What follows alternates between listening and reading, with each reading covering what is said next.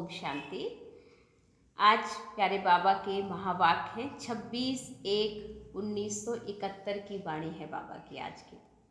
26/1/1971 के बाबा के आज के मधुर महावाक्य हैं, जिसमें बाबा ने कहा टाइटल में जिम्मेवारी उठाने से फायदे।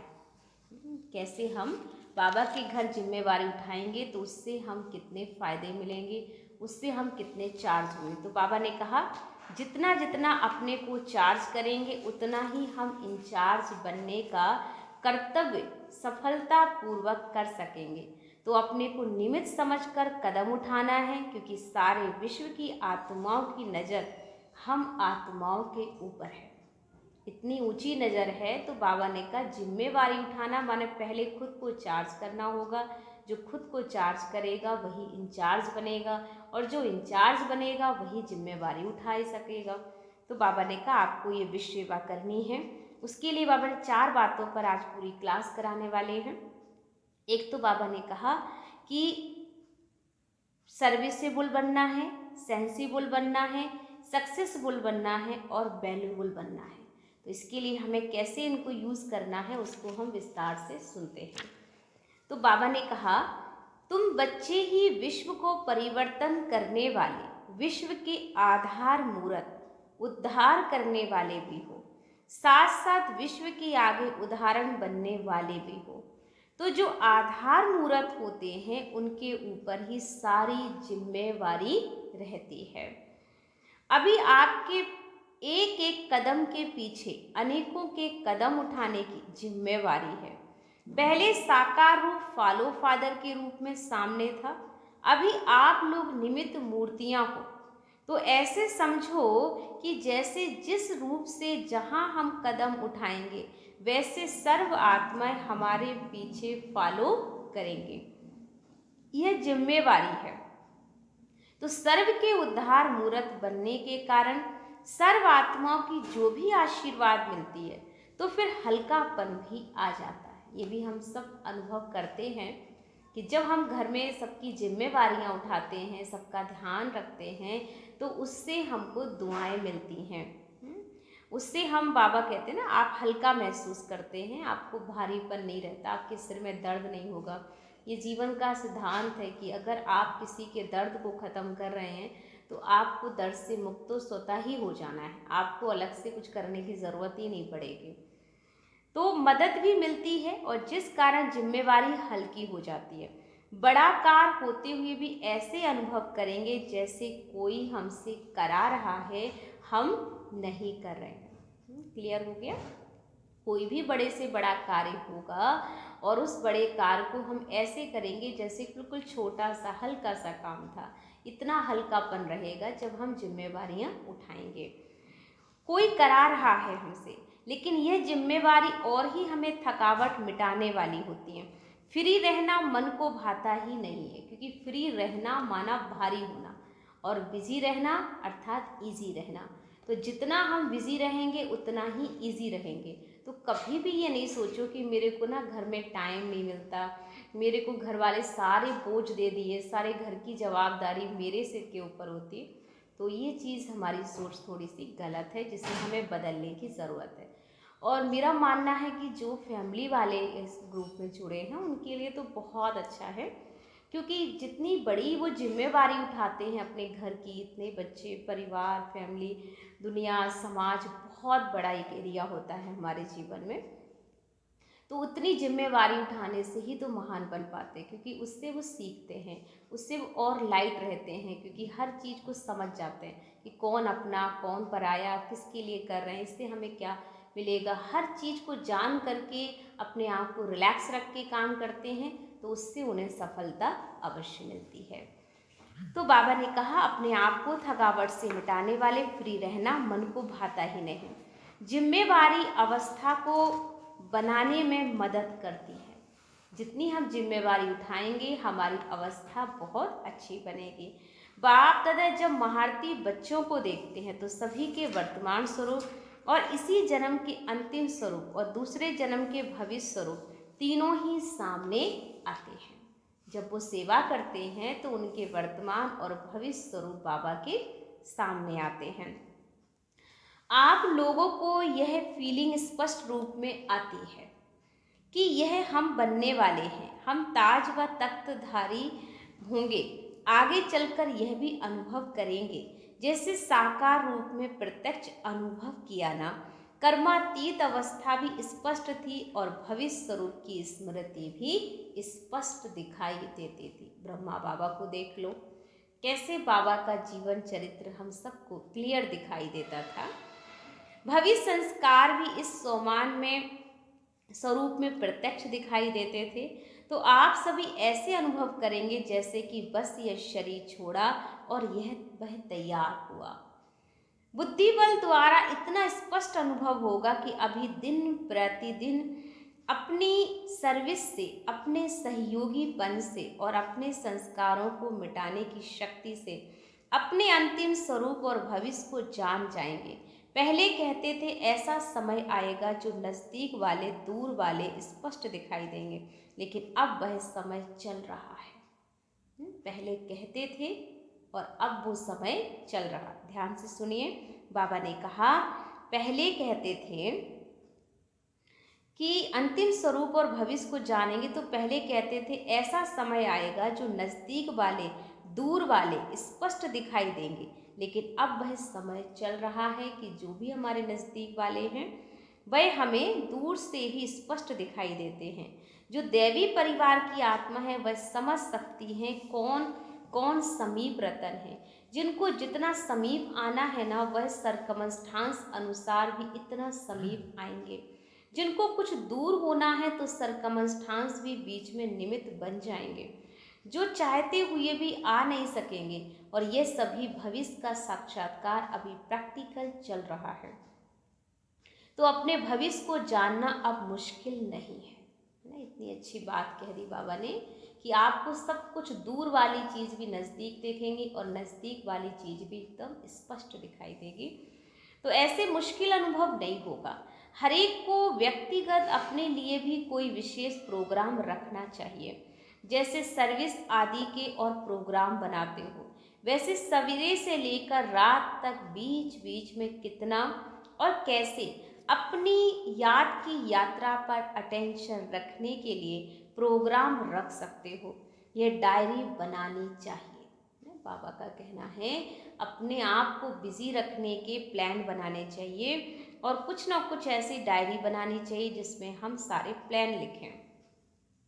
और सबसे अच्छा टाइम है अमृत वेला। आज की साकार वाणी में भी बाबा ने अमृत वेले को लेकर बहुत अच्छी बातें कही, और अभी भी बाबा जो अव्यक्त वाणी में सुना रहे हैं वो भी अमृत वेले को ही लेकर बात कर रहे हैं, क्योंकि ब्रह्म मुहूर्त का समय भगवान से बातें करने का समय होता है, उनसे रूरेहान करने का समय होता है। ये बहुत ही स्पेशल टाइम होता है जब हम और हमारा बाबा, बीच में कोई नहीं होता, हमारी फैमिली भी सोई हुई होती है, हमारे हर एक जुड़ा हुआ इंसान हमसे, वो सब उस समय निंद्रा में होते हैं। लेकिन ऐसे टाइम पर हम और हमारा बाबा बस दिल की बातें हम एक दूसरे से कर सकते हैं, क्योंकि सारा दिन हमारे पास टाइम नहीं होता है। तो बाबा से हम उस वक्त ज़रूर रूरेहान करें और डायरी बनाएं। अमृत वेले याद का प्लान बनाना चाहिए। समझो आप लोग कोई स्थूल कार आदि में बिजी रहते हो, लेकिन उसमें भी थोड़े समय के लिए जैसे नियम बांधा हुआ हो याद में रहने का, उस समय दूसरे को भी 2-3 मिनट के लिए स्मृति दिलाओ कि अभी हमारा यह कार्य है, आप भी याद में रहो। जैसे मुकर्रर टाइम पर ट्रैफिक पे रोक लेते ना, कितना भी भले ज़रूरी काम हो, कोई पेशेंट को हॉस्पिटल में जाना होगा तो भी रोक लेंगे। इस रीति बाबा ने कहा यहाँ जहाँ तक कर सको उतना टाइम टेबल अपना बनाओ। तो और भी देखेंगे इन्हों का ये टाइम याद का मुकर्रर है, तो और भी आपको फॉलो करेंगे। कोई कार हो उनको आगे पीछे करके भी 2-3 मिनट का चार्ज याद में टाइम याद में रहने के लिए ज़रूर निकालो, तो उससे वायुमंडल में भी सारा प्रभाव रहेगा। सभी एक दो को फॉलो करेंगे, बुद्धि को भी रेस्ट मिलेगी और शक्ति भी भरेगी। देखो ये बहुत ही अच्छी बात बाबा ने कह दी कि जस्ट 1 मिनट मेडिटेशन अगर हम करें कि सभी आपस में मिलें। जब कभी भी बीच में थोड़ा सा टाइम निकाल कर हमें मेडिटेशन अवश्य करना है। ये खुद से रूहान करेंगे हम कि हमें एक टाइम निकालना है और बाबा को याद करना। इससे एक तो वातावरण हमारे घर का अच्छा बन जाएगा और हमारे खुद के अंदर शक्ति भी बहुत अच्छी भर जाएगी। तो बाबा ने कहा थोड़ा सा टाइम जरूर निकालें, तो 4 मिनट निकाल कर बीच में जरूर शक्ति भरें बाबा से, और वो शक्ति विश्व की आत्माओं को अवश्य देंगे और वायुमंडल का सहयोग भी मिलेगा। फिर एक अनोखापन दिखाई पड़ेगा। जैसे कुछ समय आप एक दो को याद दिलाते थे शिव बाबा याद है, वैसे ही जब देखते हो कि कोई व्यक्त भाव में ज़्यादा है तो उनको बिना कहे अपना अव्यक्ति शांत रूप ऐसा धारण करो जो वह भी इशारे से समझ जाए। तो फिर वातावरण कुछ अव्यक्त रहेगा।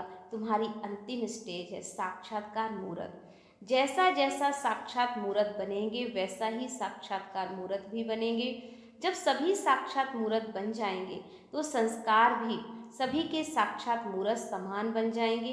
जितना जितना अपने को चार्ज करेंगे उतना इंचार्ज बनने का कर्तव्य भी सफलतापूर्वक कर सकेंगे। जो इंचार्ज होगा वही बाबा ने कहा चार्ज भी सफलतापूर्वक कर सकते हैं। तो चार्ज करेंगे उतना ही इंचार्ज बनने का कर्तव्य भी सफलतापूर्वक कर सकेंगे। अपने को निमित्त समझकर कदम उठाना है, क्योंकि सारे विश्व की आत्माओं की नज़र आपके ऊपर है। बहुत ही खास पॉइंट है ये मुरली का। बाबा ने कहा जितना जितना अपने को चार्ज करेंगे उतने ही इंचार्ज बनेंगे, और जो इंचार्ज बनेगा वही सफलतापूर्वक हर कर्तव्य कर पाएगा। तो अपने को निमित्त समझकर कदम उठाना, क्योंकि सारे विश्व की आत्माओं की नज़र हमारे ऊपर है और हमें लोगों की मदद करनी है। तो आत्माओं के ऊपर है। जैसे आप लोगों से ईश्वरीय स्नेह, श्रेष्ठ ज्ञान और श्रेष्ठ चरित्रों का साक्षात्कार होता है, वैसे अव्यक्त स्थिति का भी उतना ही स्पष्ट साक्षात्कार हो। ऐसा प्लान बनाना चाहिए जो कोई भी महसूस करे यह तो चलता फिरता फरिश्ता है। हर आत्मा को अनुभव हो कि ये तो चलते फिरते हुए फरिश्ते हैं। इतनी बड़ी जिम्मेवारी होते भी आकारी और निराकारी स्थिति का अनुभव कराते रहो।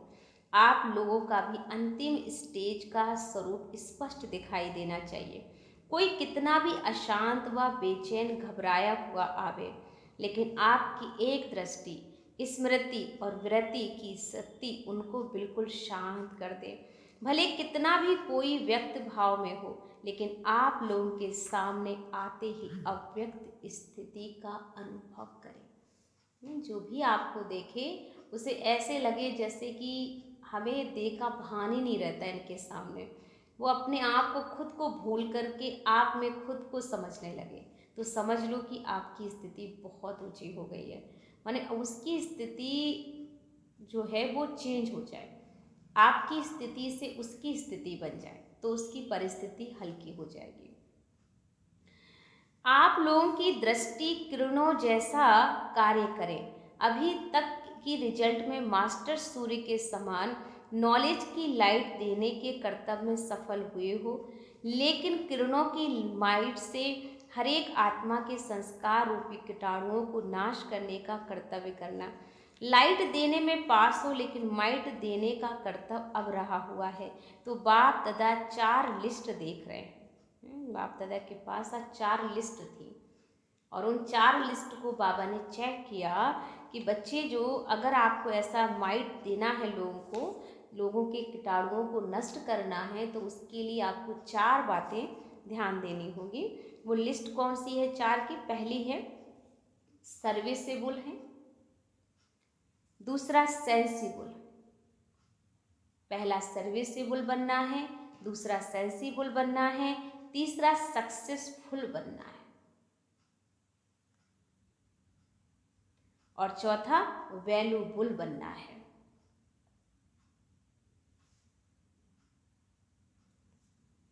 तो सक्सेसफुल भी सब नहीं होते और वैल्यूबल भी सब नहीं होते। कोई अपने गुणों से, चरित्रों से वैल्यूबल बन जाते हैं, कोई अपने गुणों से और अपने चरित्रों से वैल्यूबल बन जाते हैं, लेकिन सर्विस के प्लानिंग में सक्सेस नहीं होते। तो हर एक अपने चार्ट को जान सकते हैं, देखना है हमारा किस लिस्ट में नाम होगा। कोई कोई का चारों में भी नाम नहीं, माने चारों में नाम है और कोई का 2 में है, कोई का 3 में है, कोई का 1 में है। 4 सब्जेक्ट देखे लिस्ट बाबा की, लेकिन 4 लिस्ट में से बाबा ने कहा कि किसी का 3 में है, किसी का 2 में है, किसी का 1 में है। और वैल्यूबल का मुख्य गुण यह होता है जो उसको स्वयं भी अपने समय की, संकल्प की और सर्विस की वैल्यू होती है। बाबा ने कहा जो उसको स्वयं भी अपने समय की, संकल्प की और सर्विस की वैल्यू होती है, इसलिए उनके संकल्प शब्द व उस द्वारा जो सर्विस होती है उसकी और भी वैल्यू रखते हैं। वह ड्रामा अनुसार उनकी वैल्यू हो जाती है तो सभी उनको वैल्यूबल की दृष्टि से देखते हैं। जब बाबा कहते हैं वो आत्मा का संकल्प, सेवा सब कुछ एक बन जाता है तो सभी उसे वैल्यूबल की दृष्टि से देखते हैं कि ये तो बहुत बहुत वैल्यूबल आत्माएं हैं। सर्विसेबल फर्स्ट हैं या सेंसिबल फर्स्ट हैं, दोनों की अपनी अपनी विशेषता होती है।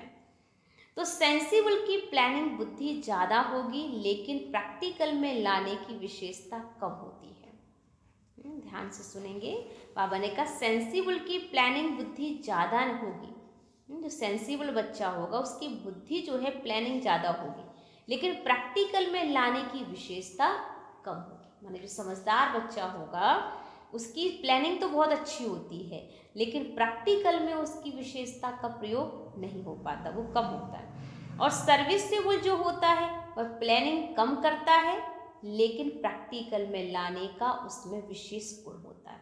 ये सेवाधारी की विशेषता है कि जो सेवाधारी बच्चा होता है वो प्रैक्टिकल ज़्यादा करता है, थ्योरिकल में नहीं जाता, लेकिन प्रैक्टिकल में होता है, वो उस काम को करता है। कोई में सेंस भी होता है और सर्विसेबल का गुण भी होता है।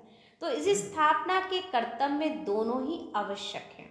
उनका संकल्प प्लान जो चलता है उससे भविष्य बनता है, उनका कर्म से बनता है, लेकिन अधिक प्रभाव इसका रहता है और सफलता पूर्वक मूर्त का फिर अव्यक्ति स्थिति के आधार परिणाम क्या निकलता है। कोई कोई का प्लान भी चलता है, प्रैक्टिकल भी करते हैं, लेकिन सफलता कम होती है। बाबा ने फिर सफलता मूर्त की बात की कि सफलता माने सक्सेसफुल जो बच्चा है उसकी अव्यक्ति स्थिति के आधार पर परिणाम निकलता है। कोई कोई का प्लान भी चलता है, प्रैक्टिकल भी करते हैं, लेकिन सफलता कम होती है। और सर्विसेबल जो हो सकते हैं लेकिन सफलता पूर्वक सभी को सफलता नहीं मिलती। कोई को ड्रामानुसार जैसे सफलता का वरदान प्राप्त हुआ होता है, किसी को बिना मेहनत के भी बहुत कुछ मिल जाता है। उन्हों को मेहनत कम करनी पड़ती है, सहजी सफलता मिल जाती है। ये ड्रामा में हर एक का अपना अपना पार्ट है। किसी को बिना मेहनत के बहुत कुछ मिल रहा है और किसी को मेहनत से कुछ मिलता है। तो ये भी बाबा ने कहा सबका ड्रामा में अपना अपना पार्ट है। टीचर्स तो है ही टीचर्स को सदैव स्मृति में रहना चाहिए कि टीचर बनने से पहले स्टूडेंट हूँ। हर टीचर पहले क्या है, स्टूडेंट है, इसलिए हर टीचर को पहले खुद भी पढ़ाई पढ़नी होती है।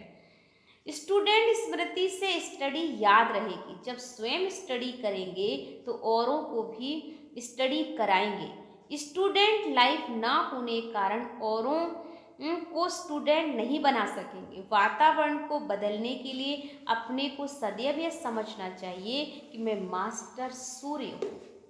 जो भी आत्माएं हैं वो सब मास्टर सूर्य हैं। और सूर्य का कर्तव्य क्या होता है, एक तो रोशनी देना, दूसरा किचड़े को खत्म करना। तो सदैव यह समझना चाहिए मेरी चलन रूपी किरणों से ये दोनों कर्तव्य होते हैं। सर्व आत्माओं को रोशनी भी मिले, किचड़ा भी खत्म हो। मानो रोशनी मिलते किचड़ा खत्म ना हो तो समझो कि मेरी किरणों में पावर नहीं है। कहने का भाव बाबा ने कहा कि रोशनी मिल रही, पिछड़ा खत्म नहीं हो रहा, तो समझो मेरी किरणों में पावर नहीं है, किरणें पावरफुल नहीं है। जैसे धूप तेज नहीं हो तो कीटाणु खत्म नहीं होंगे, मेरे में पावर कम तो रोशनी देगा, परंतु पुराने संस्कारों रूपी कीटाणु खत्म नहीं होंगे। जितनी पावरफुल चीज उतनी जल्दी खत्म, पावर कम तो समय बहुत लगेगा। तो पावरफुल बनना है, ऐसे नहीं समझो कि पढ़ी लिखी नहीं हूँ, सृष्टि की नॉलेज पढ़ ली है तो उसमें सब आ जाता है। मतलब हमने पढ़ा लिखा नहीं, लेकिन बाबा कहते मैंने जो ज्ञान दिया है, सृष्टि की नॉलेज दे दी, समझ लो उसमें सब आ गया।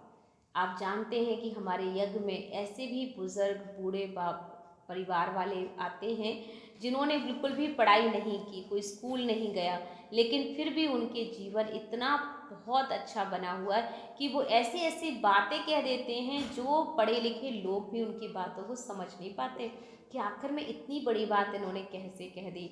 और उनके पास बहुत अच्छे अच्छे ज्ञान के पॉइंट्स भी होते हैं, इंग्लिश का भी प्रयोग बहुत अच्छा करते हैं, शब्दों का प्रयोग बहुत अच्छा करते हैं। तो ये ज़रूरी नहीं है कि पढ़ाई होना आवश्यक है, लेकिन हमारे जीवन में पढ़ाई कितनी उतरी है वो ज़्यादा ज़रूरी है। और बाबा का ज्ञान मिल गया तो समझ लो हमारा जीवन चरित्र तो स्वतः ही बदल जाता है। तो इस बात पर हम सभी अटेंशन अवश्य रखेंगे कि ज्ञान से बड़ी चीज़ दुनिया में कोई और नहीं होती। तो बाबा ने जिम्मेवारी उठाने से क्या क्या हमें फ़ायदे होते हैं वो बाबा ने बता दिए है कि जिम्मेवारी उठाने वाला व्यक्ति महान बनेगा। जिम्मेवारी वाला व्यक्ति कभी भी थकावट में नहीं रहता है, वो खुद थकावट दूसरों की दूर करता है तो उसकी थकावट स्वतः ही खत्म हो जाती है और वो व्यर्थ से भी दूर रहता है, हमेशा समर्थ में रहेगा, सफलता भी उसे मिलेगी, वैल्यूबल भी वो बन जाएगा और बाबा ने कहा सक्सेसफुल भी बन जाएगा। तो ये है उस आत्मा की खास विशेषता। तो ये थे बाबा के आज के महावाक्य। ओम शांति।